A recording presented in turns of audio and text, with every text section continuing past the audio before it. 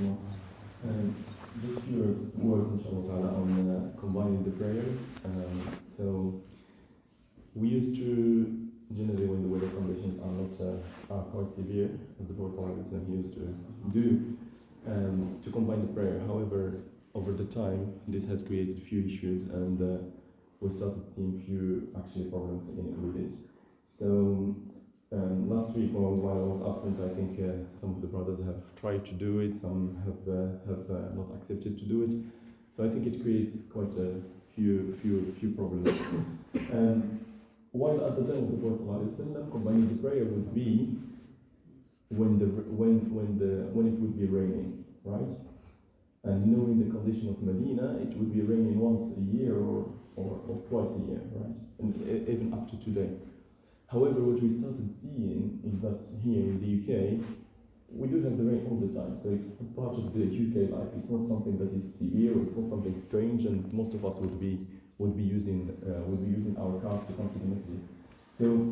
So this has actually raised this problem whether really is it something that we can use? Is it something, a permission that we shouldn't really be using? So some people as well, as we have started doing it frequently when it rains, then some people have really they understood that it was like a recommendation or it's something mandatory. So you have people, for example, asking for it systematically the moment there are a slight amount of rain outside. So it's not something that is recommended. It's not something that is mandatory. It's something that's a permission. If we want to do it, we can do it. But as I say, given the weather condition in the UK, and it's something that is frequently happening. So the rain is part of the UK life.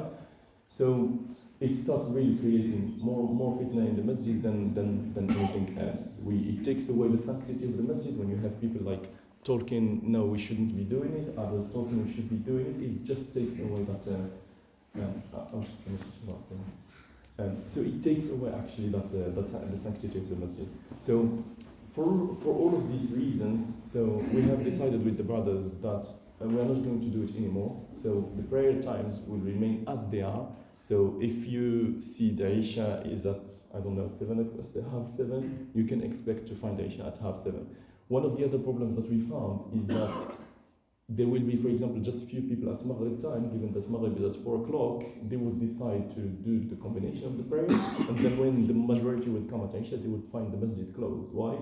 Because others have already combined and they haven't notified anybody, and that's really, and they don't have an opportunity to pray. Especially, for example, in the winter time, Maghrib is at 4 o'clock. If you combine at 4 o'clock, then you don't really give any chance to those who are working to come and pray Isha. So, for all of these reasons, and just as I mentioned, to take away the fitna that takes place here and there, so we have decided with the brothers that we are not going to combine regardless of the weather condition, because generally when there is one clear rule, then we should just abide by it. So in our case, in our instance, in this masjid, like many other masjids they do, we're not going to combine. Although there is this permission, it's something that Allah has allowed us to do, but it's not something that we are recommended to do, or it's not something that is mandatory to do. So for these reasons, and as I said, just to keep away the fitna from the masjid, from people really talking right and left and arguing in the masjid, especially just before the prayer, we are not going to do it anymore. So we make the announcement on the app that this is what's going to take place.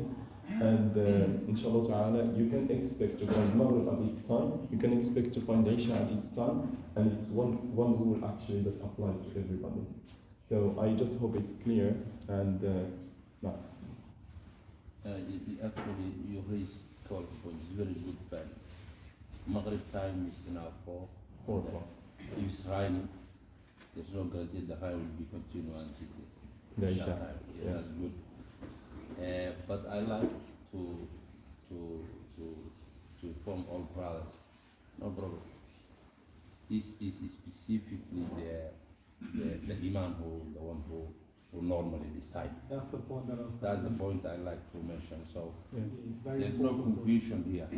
If it's imam, inshallah will be decided. There's a lot of rain and this and this. Imam is not decided. He will decide himself. But generally he will check. That's So the, just- that's just the to right, comment- right you have. Just as to the comment imam. on this one, Yeah. so Just what sorry, we just to add to found, that, sorry, just important. But that's the point I was going to raise. It's the imam's choice whether it combines or not.